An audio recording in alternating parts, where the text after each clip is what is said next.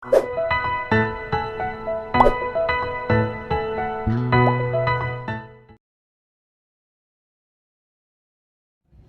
연사님은 저희 오이 박사의 멘토이시고 요즘에는 인싸뉴스로 더 인기를 많이 얻고 계시고 보수의 품격, 우리 보수의 교과서로 풍성하는 그런 뉴스를 요즘 많이 하시고 저희들한테 항상 좋은 정보와 좋은 말씀 해주시는 우리 곽성문 상임고문님 모시고 말씀 듣겠습니다.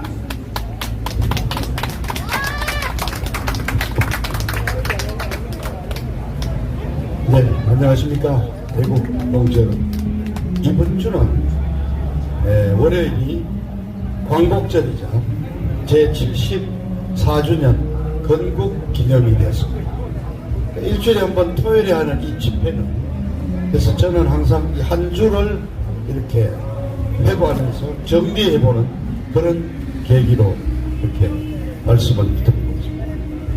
이번 8.15 광복절 경축사에 윤석열 대통령 나름대로 준비를 많이 했지만 아쉬운 점이 많았습니다. 그러나 첫 번째 바로 비전, 그 점 하나는 분명히 방향을 잘 잡아, 잘한 것은 잘한다고 인정을 해야 되거든요. 자, 첫 번째, 경축사에서 독립정신은 자유를 위한, 말하자면은 여정이었다 하는 얘기를 했거든요.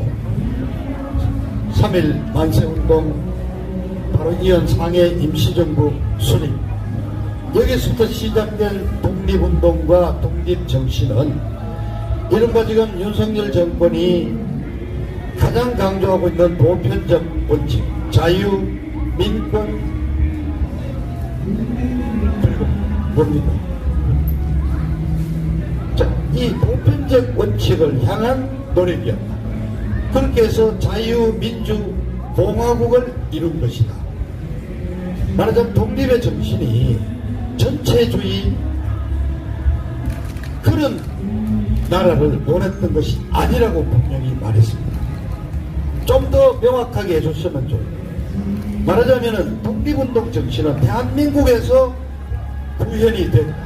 저 북한 체제, 김일성 3대 세습 왕조는 독립정신을 배신한 것이다 하는 얘기를 분명히 한 점은 높이 인정을 합니다. 왜냐? 좌빨들의 김대중, 노무현, 그리고 중간에 건너뛰었지만은 이 문재인, 특히 문재인 종북 주사파 정권에서는 대한민국의 정통성을 부인했습니다.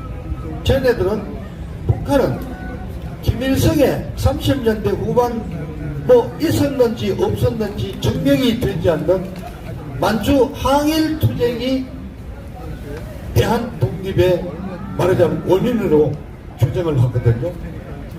그래서 독립운동을 하지 않은 남쪽 대한민국은 정통성이 있고 김일성 항일 독립운동을 이어받은 북한이 말하자면 이 한반도에 정통성이 있다고 주장을 해왔죠. 바로 이 문재인 정권이 그거를 인정했던 겁니다. 그렇게 해서 쟤들이 내세웠던 게 이른바 청산리 봉오동 전투에 홍범도 장군을 그렇게 높이 받들어서 대전 제3현충원에다가 안장을 하는 세리머니를 어마어마하게 벌였죠. 그러나 홍범도는 봉오리 전투의 이후로 소련 정권에 말하자면 포섭이 돼가지고 1921년 유명한 자유시 참변에서 만주에서 독립운동하던 우리 독립군 2,000여 명을 몰살시키고 독립운동이 사실상 만주에서 사라지게 만든 공산주의 부역자란 말이에요. 그런데 한술 더 떠가지고 일제히 소련으로 넘어가서 김일성 초대 내각의 장관으로서 6.25 기획하고 실질적으로 6.25 남침의 주역인 김원봉이를 건국 훈장을 주겠다고까지 나오고 이렇게 역사를 왜곡했던 것인데, 어쨌든 윤석열 정권에서 북한의 저 전체주의 국가는 독립정신과는 완전히 배치되는 인정할 수 없는 것이라는 점을 분명히 한 것은 제가 긍정적으로 받아들입니다. 다만 그 건국 과정에 이승만 대통령 산업화 경제화 과정에서 박정희 대통령의 업적을 명시적으로 인정하지 않은 부분은 아쉬움으로 남습니다만은 요즘은 추후에 또 시정이 되리라고 봅니다. 그런데 지금 윤석열 정권의 인사 문제에 대해서 많은 비판이 있지만은 또 커다란 지금 인사 참사가 지금 예고됩니다. 근데 이거는 인사에 관한 문제가 아니에요. 이거는 그야말로 지금 현재 정권의 운명을 좌우하는 문제가 생겼습니다. 자, 우리나라의 헌법기관으로서 민주평화통일자문회의라는 민주평통자문회의라는 기구가 있습니다.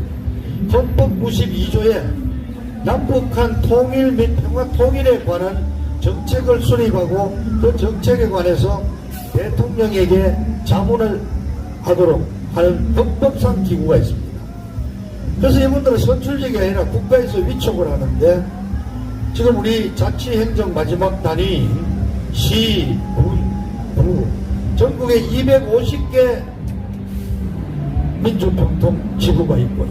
그리고 해외도 미주, 아시아 지역, 유럽권 등등에서 6개 권역으로 해서 45개 세계 주요 도시에 민주평통 해외 지부가 있습니다. 2만여 명이 됩니다. 이것은 박정희 대통령 시절에 통일주체 국민회의를 폐지하고 전두환 대통령이 81년에 민주평통으로 자문회의를 이렇게 크게 하였는 것인데요. 더 쉽게 얘기하면 이렇습니다. 사실 80년대 초까지만 해도 남북한의 어떤 군사력, 경제, 격차가 크지 않았어. 오히려 북한이 앞선 부분이 오히려 많았죠. 그래서 북한이 1980년에 이른바 조평통, 조국평화통일위원회라는 걸 만들어가지고 이것이 이제 북한식으로는 반면단체가 아니라 민간단체라는, 북한의 민간단체가 어디 있습니까? 그런데 조평통을 민간단체라는 이름으로, 조평통 이름으로 우리 쪽에 끊임없이 말하자면은 사실상 간첩지령이 내려오고, 해외에다가 더구나 그 당시에는 아마 저쪽이 우리보다 달러가 많았을지도 모르겠어요. 그러니까 얘들이 해외에서 그냥 조평통 이름으로 막 북한 체제를 선전하고 하니까 전두환 대통령이 바로 대응으로 바로 만든 것이 통일주체 국민회의를 폐지하고 그 조직을 이 양도 받는 식으로 하면서 민주평통 자문회의를 만들었습니다. 당시에 한 7, 8천 명 정도였는데 우리 전두환 대통령이 아주 꿈이 있잖아요. 2만 명으로 만들었습니다. 근데 뭐냐? 쉽게 말하면은 남북 평화 통일을 논의하는 민족 대협상, 이러한 어떤 말하자면 앞으로의 전개가 된다 그러면은 이 민주평통이 간단히 말하면 우리 대한민국 민족 대표로 거기서 대표를 뽑아서 남북 대협상이 벌어지는 민족 대표격인 거예요. 그래서 이 기구를 헌법에다가 넣었습니다. 그 이후로도 헌법이 몇 번 바뀌었죠. 87년 헌법에서 정권의 부침에 관계없이 북한과의 대결에서는 이것이 필요하다 해서 이 민주평통이 유지되어 온 겁니다. 그런데 여기 의장이 대통령이 겸직하도록 되어 있고 부의장이 한 20명 가까이 되는데 이 전체 민주평통을 총괄하고 상권 운영하는 수석 부의장 자리가 있습니다. 이 자리는 그러면 예우가 어떻게 될까요? 장관급 이상으로 한다고 되어 있습니다. 그런데 대부분 총리들이 많이 임명된 이수성 씨라든가 이홍구 총리라든가 그렇기 때문에 총리급일 수도 있고 최소한 부총리급 예우가 되는데 대통령 의장 수석 부의장이 그 다음이면 사실상 없지만 부통령급이죠. 그런데 이 자리에 최근까지 당연하죠. 민주당의 북선 국회의원을 지낸 이석현 옛날 전 의원이 하고 있었는데 최근에 압박을 가해서 17일날 사표를 냈습니다. 바로 그 다음날 전 대한민국 기레기 언론에 김무성이가 내정이 됐다 기사가 쫙 깔렸습니다. 그 정도가 아니라 어떤 내용이 들어있느냐. 한 달 전쯤에 윤석열이가 의향을 물어봐서 김무성이가 수락을 했다는 거 아니에요. 자, 그런데 김무성이가 민주평통의 책임자입니까? 제가 민주평통 그 역할을 설명을 했잖아요. 대한민국 평화통일의 민족 대표로서 김무성이가 적합한 인물입니다. 단연코 아닙니다. 김무성이 긴 이야기 안 하겠습니다. 탄핵의 주역입니다. 간단한 주역도 아닙니다. 탄핵이 끝나고 나서 아마 그게 19년인가? 19년 11월 달인가? 박지원이가 어느 언론사와 아침 뉴스에나 인터뷰를 하면서 더불어민주당은 박근혜 대통령을 탄핵으로 몰고 가고 싶다. 이 16년 11월 전. 그런데 3분의 200명을 확보해야 되니까 숫자가 최소한 18명 정도가 필요하니까 20명을 어떻게 저 배신자를 만들어내느냐. 그 불가능하다고 판단하고 멈칫하고 있었는데 자기가 그랬다는 거 아닙니까? 야, 김무성이 안 만나보자. 김무성이 뭐 수가 아니겠느냐. 그랬더니 김무성이가 뭐라고 그랬어? 20명 갖고는 형님 불안하니까 한 2배 40명은 만들어야 되지 않겠어요? 그 40명 제발 좀 만들어 달라 부탁을 했다는 거죠. 그런데 며칠 뒤에 김무성이가 전화 왔어. 형님 40명 준비되었습니다. 바로 그 말을 듣고 탄핵을 시작했다는 거 아닙니까? 20명만 필요하다는데 그 보너스까지 덧붙여서 40명을 만들어줘. 그런데 정작 표결을 10월 9일 날 했습니까? 했더니 다 우리 아시죠? 무기명 투표니까 확인할 수는 없지만 최소한 출석자들 다 따져보니까 새누리당에서 62명이 넘어갔다. 이것이 박근혜 대통령 탄핵의 엄연한 사실. 그때 박정희가 뭐래요? 탄핵의 1등 금메달은 김무성이다. 나는 은메달이다. 그렇습니다. 탄핵의 금메달 수상자 김무성입니다. 근데 이자는 조용하게 있었죠. 유승민이는 뭐 최근에도 돌아다니고 책도 내가 뭐 총파기념회당 바로 뭐 실패로 끝났지만 경기도 지사 후보로도 나와서 여론조사 받고, 김무성이는 51년생 만 71살 지 스스로도 이제 선출직으로 나갈 단계는 아니라는 걸 알고 영리하죠. 그러니까 이 친구가 2020년 4.15 총선 21대 총선에 스스로 불출마를 선언하고 뒷전으로 물러났습니다. 나이 차이겠죠. 58년생인 유승민이는 아직까지 그냥 나이가 있으니까 뭔가 하고 싶어서 저렇게 막 도전을 돌아다니는데 김무성이는 뒤로 빠져있죠. 그러니까 우리 눈에 안 보이는 거죠. 그러나 탄핵 주역하면 누구든지 김무성, 유승민이 아니에요. 저자가 가만히 있었겠습니까? 마포에 그 엄청난 큰 사무실을 만들어 놓고 그 회의실을 이용해서 마포 포럼을 운영합니다.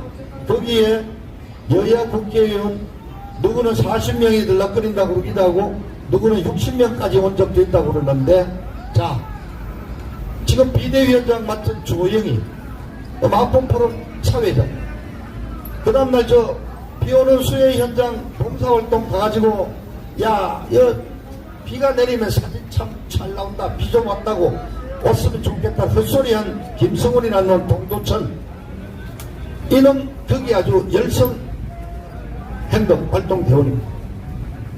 장재원이 뭐 지금 잘 나간다는 뭐 권성동이 전부 김무성이 밑에서 한때 활동하던, 사실상 김무성이가 지금 이 국민의힘이라고 이른바 이 국힘당에 지금 배후 노릇을 하고 있습니다. 지금 뭐 권성동이 장재원이가 세다고 그러는데 맞습니다. 윤석열 당선자가 뭐 그런 얘기를 했다. 나중에 또 기회에 남았습니다. 난 인맥이 그렇게 많지 않으니까 내가 핵심으로 여기는 몇 군데는 내가 챙기겠지만은 너희들이 좀 다 알아서 당신들이 좀 해달라고.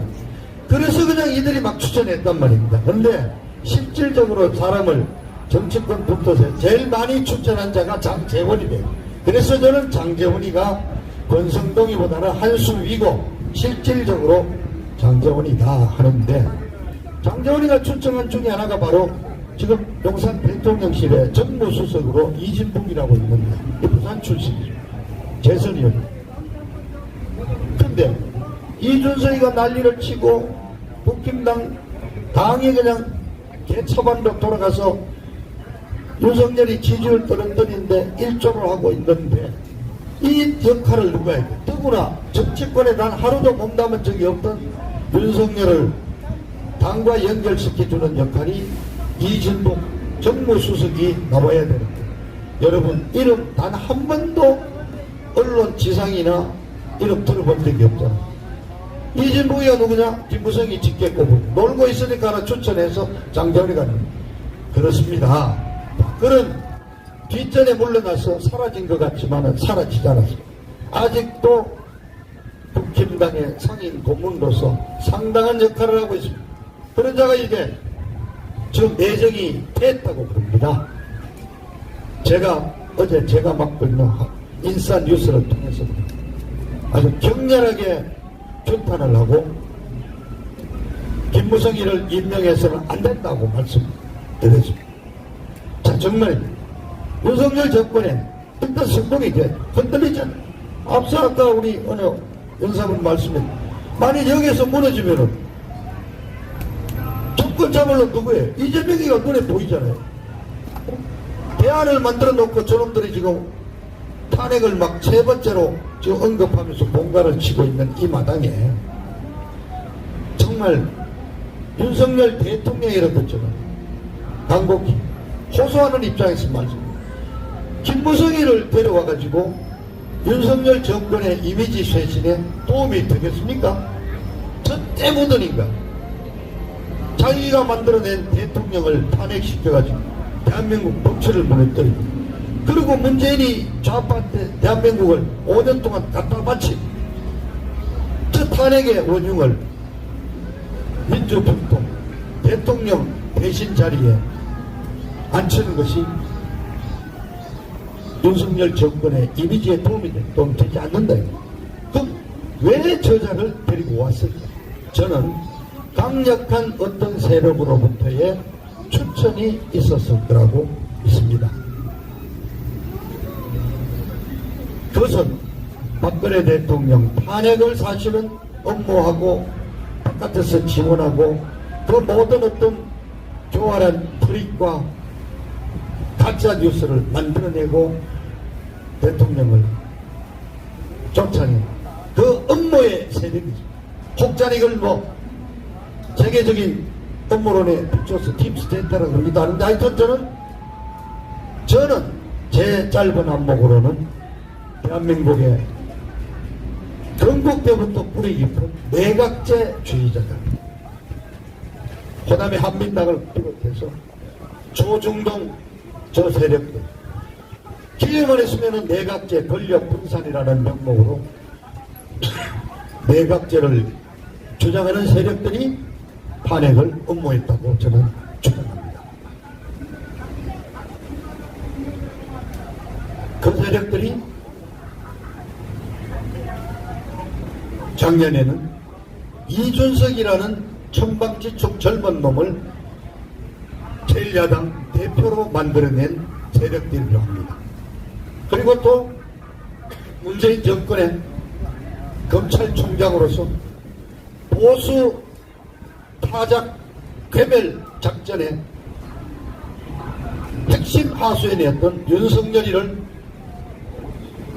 신분 세탁을 해가지고 우파 보수 후보로 만들어낸 세력이기도 하다고 생각을 저는 합니다. 가막 같은 세력, 그 세력들이 아마 최근에 어느 시점에서 윤석열 대통령에게 김무성이를 강력히 추천한 것으로 저는 추정합니다. 또 한 가지, 윤석열 대통령은 출범 때부터 박근혜 대통령의 정치적 그 보복 수사와 관련해서 말하자면 씻어낼 수 없는 어떤 원죄를 갖고 있습니다. 그래도 앞서 우리 이정신 단장께서 분명히 말씀하셨듯이 달성사저에 계신 대통령을 면담하고 사과를 했고 명예회복에 약속을 또 했고 또 대통령께서 받아들이시고 취임식에 참석해서 새로운 정권의 출범을 축하를 했더니 저희들은 그거를 믿고 그래서 결자 해지라는 차원에서 윤석열 대통령이 뭔가 역할을 해줄 것으로 기대를 하고 지켜보고 있는 입장입니다. 자, 탄핵의 어떤 원죄를 쥐고 있는 윤석열 대통령으로서 가급적 이제는 탄핵 세력들은 멀리하는 것이 당연한 이치 아닙니까? 그자들을 전면에 내세운다는 것이 윤석열 본인에게 어떤 도움이 되겠습니까? 그런데 어떤 세력이 추천을 했거든요. 뭐라고 했을까요? 자, 연 대통령, 당신은 말이야 정치권에 전혀 경험이 없잖아요. 그런데 저 김무성이 저 아까운 능력을 썩히고 있는 거잖아. 저자가 얼마나 그 보스 기질이 있어. 여야를 막론하고 김무성이는 다 걸칠 수 있잖아. 당신은 어차피 주요 정책을 하려면 국회 입법 절차를 거쳐야 하는데 그 누가 할 수 있겠어? 정치와는 관련 없는 자리잖아. 민주평등. 그러니까 그런 자리에 김무성이 싹 갖다 놓고 김무성이를 다 이렇게 살려주면은 그런 필요할 때 김무성의 그 정치적인 영향력을 네가 좀 활용해 먹을 수 있지 않겠냐. 아마 이런 식으로 솔깃한 말, 얼마나 달콤한 유혹입니까? 이런 거로 저는 윤석열을 회유를 했다고 보고 윤석열이도 일부 동의를 하고 아마 염두에 뒀던 것 같습니다. 그러나 우리 윤석열 대통령 정말 간곡히 말씀드립니다. 저자는 한 번 배신한 자입니다. 한 번 배신한 자는 두 번, 세 번 언제든지 배신합니다. 김무성이는 정치뿐만 아니라 줄기차게 내각제를 추진해온 자입니다. 윤석열 대통령, 당신도 대통령 자리에 올라보고 나서 내각체제, 권력 분산형 개헌이 얼마나 위험하고 대한민국 정세에 적합하지 않은 제도인지를 아마 실감을 하셨습니다. 그런데 저자들, 저 내각제를 타고자 하는 세력들, 그렇게 해서 박근혜 대통령을 몰아낸 저 세력들은 여야가 없어. 이념과 관계없는 겁니다. 의회의 권력을 가지고 국회의원을 계속 배지를 달면서 일본의 예를 보면은 내각제가 되면은 세습이 또 쉬워져. 아들 손자까지 내려가면서 일본의 중의원의 25%가 아버지 또는 할아버지부터 물려받은 중의원들. 쟤들의 꿈은 자기들의 의원직의 연장일지. 윤석열 정권의 성공 관심이 없어요. 저는 윤석열 대통령에게 호소하면서 경고합니다. 당신 지지율이 계속 이렇게 떨어져서 대통령실의 정권 수행이 위태로워지고 정권의 축이 국회로 넘어가는 순간 저 여야는 또 야합을 해서 내각제 권력분산령이라는 이름으로 내각제 개헌을 추진할 것입니다. 김무성이가 일견 정치에는 관련이 없는 민주평통 수석 부의장이니까 정치에는 관련이 없는, 그렇지 않습니다. 김무성이를 민주평통 부의장에 윤석열 대통령이 임명을 하는 것은 탄핵 죄역들에 대한 윤석열의 정치적인 사면 복권이라고 저는 분명히 지적합니다.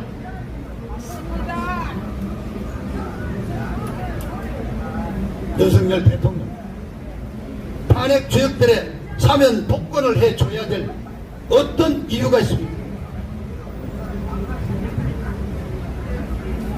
만일 이러한 일이 일어날 경우 마음적으로 승복하지 않으면서 좌파 정권을 연장할 수 없어서 저 이재명이라는 척과자한테 대한민국 운명을 맡길 수가 없어서 기호 2번에 찍었던 2천만 국민들의 그 뜻을 배신하는 꼴입니다. 당신에 대한 지지를 철회할 것입니다. 저는 저 나름대로 다양한 취재를 통해서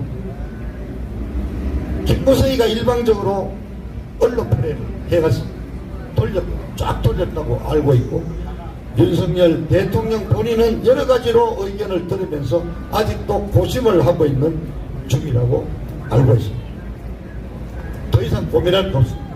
김무성이 임명하면은 당신에 대한 지지가 반감 딱 떨어집니다. 당신한테 도움이 안 되는 인물이에요. 당신이 기피해야 될 최고 1호 인물이 바로 김무성이에요. 김무성이를 대표하는 탄핵 세력과는 단절을 하는 것이 마땅하다는 말씀을 드립니다.